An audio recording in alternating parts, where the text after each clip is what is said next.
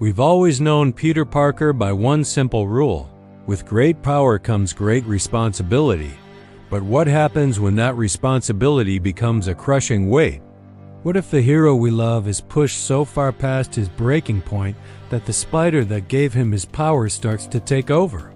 The next chapter for Spider-Man might not be a hero's journey at all. It could be his terrifying descent into a predator. To figure out where Peter Parker's headed, we have to look at where we left him. At the end of Spider-Man: No Way Home, he had Dr. Strange cast a spell that made everyone forget who Peter Parker is. His friends, the world he protected, gone. He was left totally alone, a ghost haunting his own city. The upcoming film, reportedly titled Spider-Man: Brand New Day, picks up 4 years later. Peter isn't a kid with Stark Tech suits and the Avengers on speed dial anymore. He's back to basics, a lone vigilante in a hand-stitched suit. While some reports say this makes Spider-Man at the top of his game, that doesn't have to be a good thing. It's about loss of control. His brain is no longer in command. His eyes glow, and his body is already on the roof because the man can't tell the spider to wait. Peter has to choose to stay a ghost, but the tragedy is the growing disconnect between his human heart and his spider limbs. Without his friends to anchor him, what's stopping the spider from taking complete control? This isn't just about sadness. It's about his biology. Back in 1971, the Six-Armed Saga showed us the first glimpse of this. Peter, desperate to be normal, creates a serum to cure himself. But it backfires, accelerating his mutation until he grotesquely sprouts 4 extra arms. He became stronger, but more feral. Now, what if our lonely Peter tries to fix himself again? One tiny miscalculation could unleash something awful. His veins could turn black under the skin.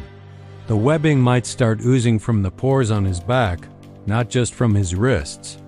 At night, he might wake up to find he has to peel his own claws out of the drywall. Imagine his spider sense becoming an amplified torture.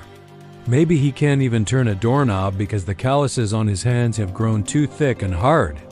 And who better to witness this than Bruce Banner? Mark Ruffalo is confirmed to be in the movie, warning Peter that his body is changing. This wouldn't be evolution. It would be body horror, telling the story of a man's body betraying him from the inside out. The real nightmare is the man spider. This is the point of no return where Peter Parker is completely erased. His skin hardening into a carapace, his mouth filling with fangs, and his mind dissolving into that of a hungry animal. The very source of his powers, the spider DNA in his blood, devours him from the inside out.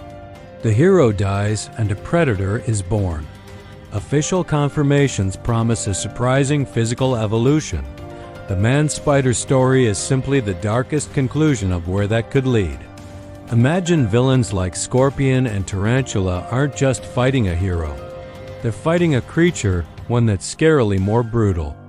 The inclusion of John Bernthal as the Punisher suddenly becomes a standoff of broken beasts, 2 monsters in the night. The man-spider theory suggests a terrifying finale to that struggle where the spider finally, definitively wins. Is the MCU brave enough to drag Peter Parker down such a dark road? Let me know what you think in the comments. Subscribe for more.